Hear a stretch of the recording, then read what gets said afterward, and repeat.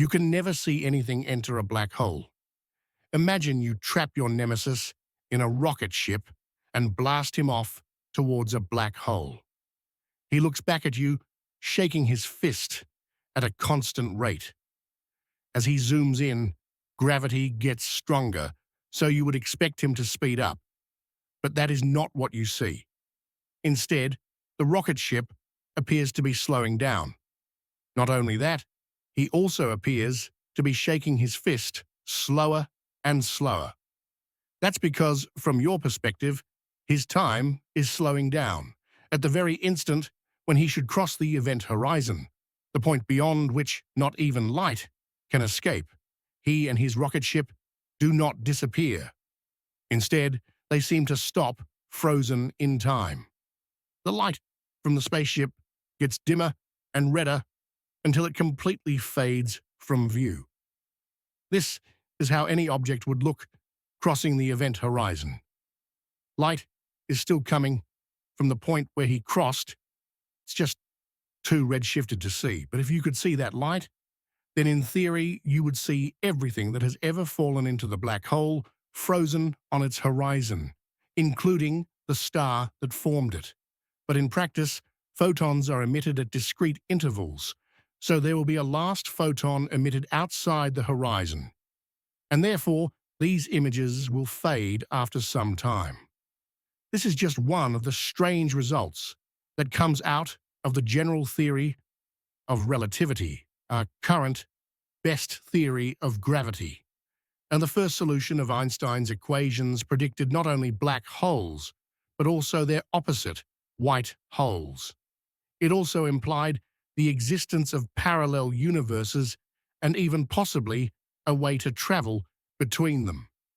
This is a video about the real science of black holes, white holes, and wormholes. The general theory of relativity arose, at least in part, due to a fundamental flaw in Newtonian gravity. In the 1600s, Isaac Newton contemplated how an apple falls to the ground, how the moon orbits the Earth and Earth orbits the sun, and he concluded that every object with mass must attract every other. But Newton was troubled by his own theory. How could masses separated by such vast distances apply a force on each other? He wrote, "That one body may act upon another at a distance through a vacuum without the mediation of anything else is to me so great an absurdity that I believe no man who has a competent faculty of thinking could ever fall into it." One man who definitely had a competent faculty of thinking was Albert Einstein, and over 200 years later, he figured out how gravity is mediated. Bodies do not exert forces on each other directly. Instead, a mass like the sun curves the spacetime in its immediate vicinity. This then curves the spacetime around it, and so on all the way to the Earth. So the Earth orbits the sun because the spacetime Earth is passing through is curved. Masses are affected by the local curvature of spacetime, so no action at a distance is required. Mathematically, this is described by Einstein's field equations. This was the result of Einstein's decade of hard work after special relativity, and essentially what we've got in the field equations on one side, it says, tell me about the distribution of matter and energy. The other side tells you what the resultant curvature of space-time is from that distribution of matter and energy, and it's a single line. It looks like, oh, this is a simple equation, right? But it's not really one equation. It's a family of equations, and to make life more difficult, they're coupled equations, so they depend upon each other. And they are differential equations, so it means that there are integrals that have to be done, So there's a whole bunch of steps that you need to do to solve the field equations. To see what a solution to these equations would look like, we need a tool to understand space-time. So imagine you're floating around in empty space.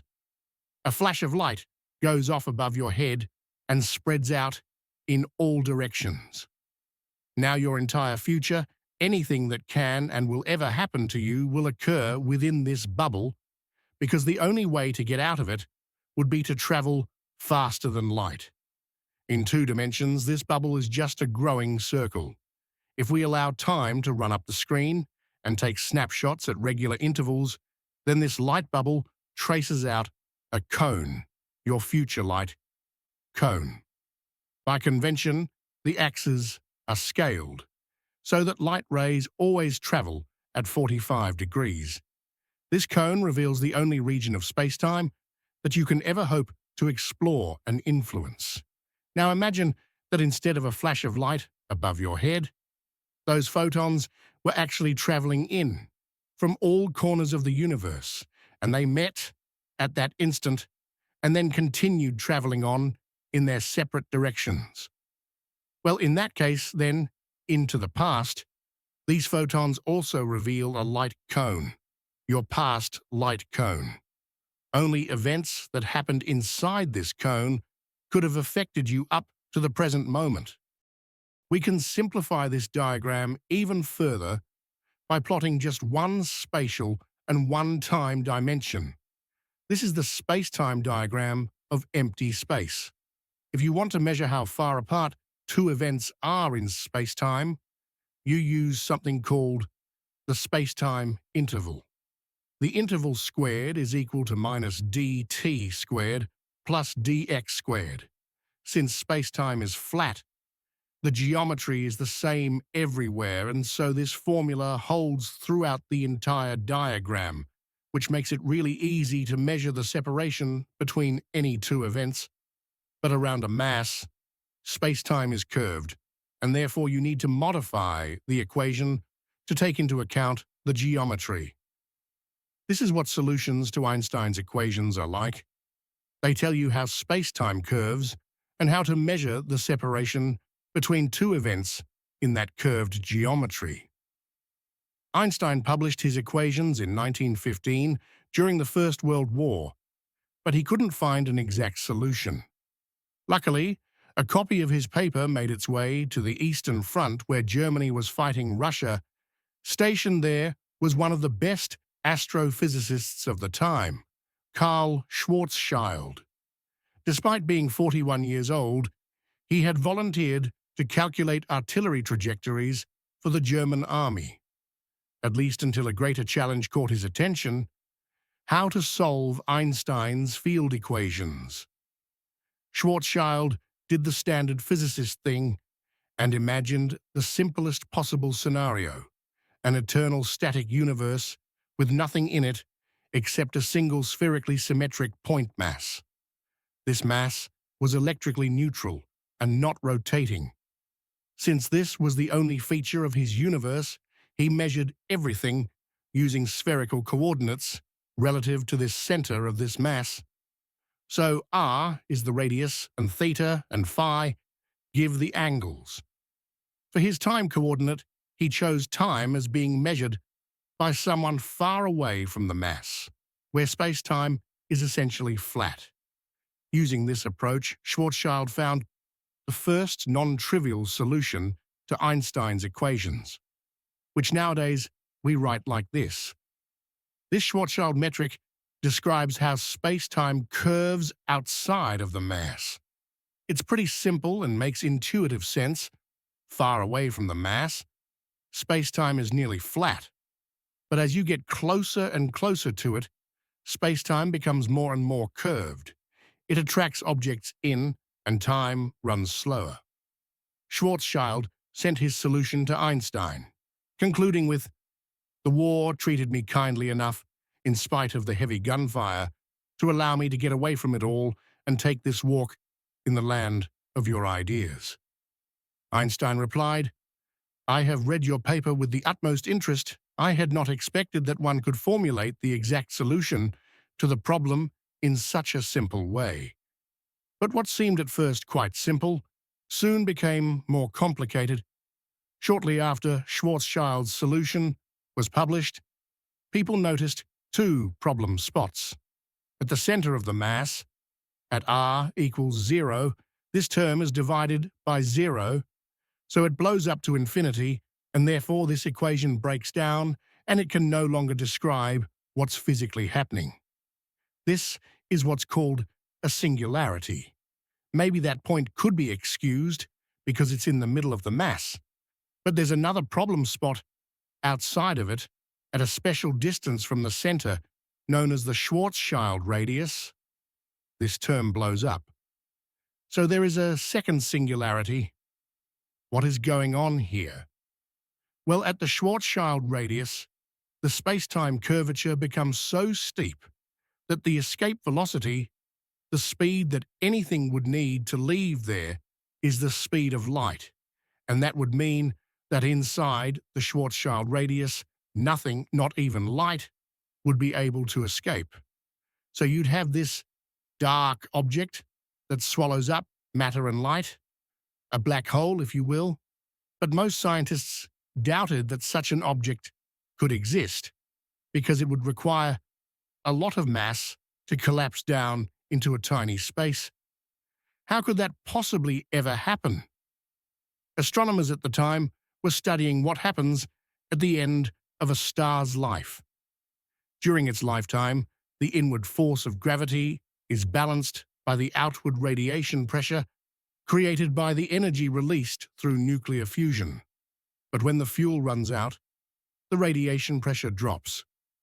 So gravity pulls all the star material inwards. But how far? Most astronomers believed some physical process would hold it up, and in 1926, Ralph Fowler came up with a possible mechanism. Pauli's exclusion principle states that fermions, like electrons, cannot occupy the same state. So as matter gets pushed closer and closer together, the electrons each occupy their own tiny volumes. But Heisenberg's uncertainty principle says that you can't know the position and momentum of a particle with absolute certainty, so as the particles become more and more constrained in space, the uncertainty in their momentum, and hence their velocity must go up. So the more a star is compressed, the faster electrons will wiggle around, and that creates an outward pressure. This electron degeneracy pressure would prevent the star from collapsing completely. Instead, it would form a white dwarf with a density much higher than a normal star. And remarkably enough, astronomers had observed stars that fit this description. One of them was Sirius B. But the relief from this discovery was short-lived. 4 years later, a 19-year-old scientist, traveling by boat to England to study with leading researchers of the time, made a groundbreaking realization. During the voyage, it became clear that electron degeneracy pressure has its limits. Electrons can wiggle faster and faster, but only up to the speed of light. That means this effect can only support stars up to a certain mass. The critical limit, now named after that young scientist. Beyond this, it was believed, not even electron degeneracy pressure could prevent a star from collapsing. However, a highly respected senior scientist dismissed the idea, publicly stating, "There should be a law of nature to prevent a star from behaving in this absurd way." And indeed, researchers later discovered another mechanism that could support stars heavier than this limit. When a star collapses beyond a white dwarf, electrons and protons fuse to form neutrinos and neutrons. These neutrons, being fermions with nearly 2,000 times the mass of an electron, generate even stronger degeneracy pressure. This is what holds up neutron stars. For years, many scientists clung to the belief that something, even if unknown, must prevent total collapse into a single point, because the idea of black holes seemed too absurd to be real. But this belief suffered a major blow in the late 1930s, when researchers demonstrated that neutron stars also have a maximum mass. Shortly after, it was mathematically proven that for the heaviest stars, no known force could stop their collapse. The conclusion was stark. This contraction will continue indefinitely. Yet even then, some of the greatest minds of the era struggled to accept it. The equations showed that time itself would freeze at the event horizon from an outside observer's perspective, making it seem as if nothing could ever enter. This paradox led to heated debates. Was there some missing physics, or were black holes truly impossible? But a solution emerged. While an outside observer would never see anything cross the horizon, someone falling in would pass it without noticing anything unusual. To understand this, we need to examine space-time diagrams of a black hole. On the left is the singularity at r equals 0. The dotted line at r equals 2m marks the event horizon. Far from the black hole, light cones appear normal, but as you approach the horizon, they narrow dramatically. At the horizon itself, they point straight up, and inside, they tilt toward the singularity. Strangely, incoming light rays never actually reach r equals 2 megameters in finite time. They asymptotically approach it, stretching infinitely in the mathematical projection. This behavior deeply troubled early researchers. If nothing could visibly cross the horizon, how could black holes form? The key realization was that the apparent singularity at the horizon was an artifact of the coordinate system, a distortion, much like how flat maps misrepresent Earth's true geometry. Just as the Mercator projection preserves angles but distorts sizes, certain space-time projections obscure the true nature of the horizon. By switching coordinate systems, the mathematical singularity vanishes, revealing that objects can cross the horizon. They just become invisible to outside observers. A helpful analogy is space itself flowing into the black hole like a waterfall. Near the horizon, space falls inward at nearly light speed. Photons trying to escape must swim against this current, making their struggle increasingly difficult. At the horizon, space flows inward at light speed, trapping photons in place. Yet the horizon is infinitely thin, meaning photons either escape after extreme delays or plunge inward. Inside, space flows faster than light, dragging everything toward the singularity. Thus, the paradox resolves. External observers see objects freeze at the horizon due to infinite time dilation, but those falling in cross it uneventfully. Advanced visualizations, like a 3D simulation of space flowing into a black hole, illustrate this dramatically. Now imagine compressing the entire universe, past, present, and future, into a single map. This Penrose diagram distorts infinite distances into a finite representation while keeping light rays at 45-degree angles. Here, the singularity appears as a straight line at the top, a final moment in time. The diagram clarifies causality. Crossing the horizon means your future must end at the singularity, though you can still receive signals from the outside universe. This profound insight reshaped our understanding of black holes. What once seemed like mathematical oddities are now recognized as real cosmic phenomena, where the fabric of space-time twists into the ultimate one-way journey. If you're inside this region, you can send signals to the universe, but no matter where you are in the universe, nothing can ever enter this region because it will never be inside your light cone. Things can come out, but never go in. This is the opposite of a black hole, a white hole. What color is a white hole? Well, it wouldn't have a fixed color. It would simply appear as whatever is being ejected from it. If it contains light or mass, those would be expelled outward. The white hole is essentially the time-reversed version of a black hole. Instead of pulling matter in, it violently expels it. While a black hole has an event horizon that traps everything inside, a white hole has a boundary that forces everything out. General relativity doesn't dictate the direction of time, it's mathematically symmetric. When solving the equations, we arbitrarily define past and future. But the math allows for solutions where time flows backward. Any valid solution in relativity can be flipped, producing an equally valid, time-reversed scenario. So far, we've depicted white holes ejecting matter to the right, but they could just as easily expel it to the left. But what lies in that direction? The boundary on the diagram isn't infinity. There must be something beyond it. If matter is ejected leftward, it enters an entirely new universe, parallel to our own.